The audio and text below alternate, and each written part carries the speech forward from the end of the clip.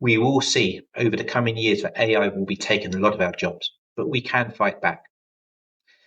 AI will swallow many jobs over the coming years, leaving many wondering how to stay relevant. And as founder of one of the fastest growing companies in Europe, I've seen firsthand what AI can do, but also what AI can't do and what it will always be difficult to do. And what I really want to share with you today is some of the secrets of how we can use our human superpowers that AI just will not be able to touch, particularly in the near future. So I will talk a little bit about networking, psychology, how to direct AI, how to be an entrepreneur, how to negotiate, some of these key leading skills that we need to practice. And this is how we will thrive. But here's the truth. AI lacks the human edge that will drive real impact. It will be very, very useful. But from my experience scaling businesses, this AI-driven world proves that we as humans, as creators, will still dominate. So these are the 5 skills really we need to level up. Number 1 is networking. Create, forge, and develop bonds that AI will not be able to break.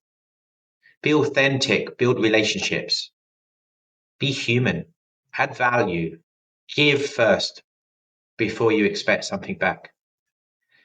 I suggest you maybe try to, if whatever event you're attending, attend an additional one, maybe once a month, online or in virtual, it doesn't matter, but just get practice doing it.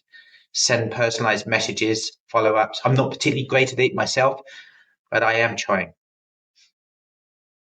As I said, just offer value, give something and you should receive. Come on then, why don't you try today? Just reach out to somebody today, or even if you pass something that reminds you of somebody, just show them you remember them. It makes a big difference.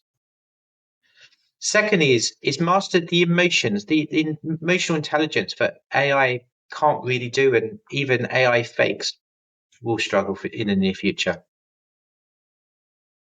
I guess one of the things I learned running businesses is reading the team dynamics, helping to predict what they need, what to boost for morale, or even for clients and customers. What do they really need? What can drive success?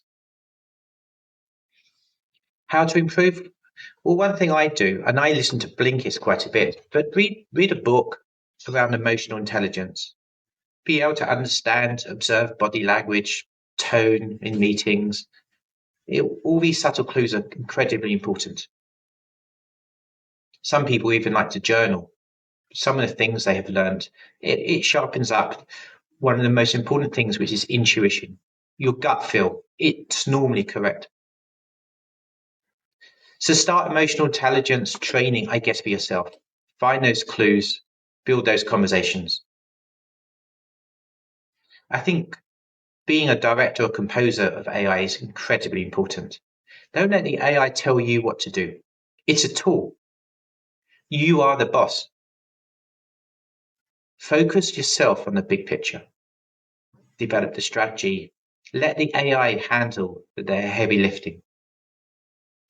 I suggest one thing you can do is practice using more AI tools to do some of the things and the tasks you don't really particularly like doing, or not particularly good at, or particularly mundane, or that you feel could be automated.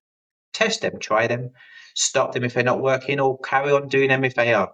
Maybe some reports or campaigns or emails, whatever it is. Maybe even go a bit further and use an agent to generate an automated project, something that even takes not just one step, but multiple steps. The other area I'd like to talk about is entrepreneurship. Is finding the missed opportunities, and AI will not be good at that again in the near future. AI is great at executing, but humans innovate. We spot market gaps, we pivot fast. It helped massively in Mighty Social, one of the companies I worked and grew, for fueling essentially became one of the fastest growing social media agencies in Europe. Because I was experimenting, I was testing, I was continually looking for what isn't there and what can we develop. And this doesn't have to be high risk. It can be low risk. It can be lots of little tests, lots of little gambles, I guess. Prototypes. build different landing pages, social posts, different propositions.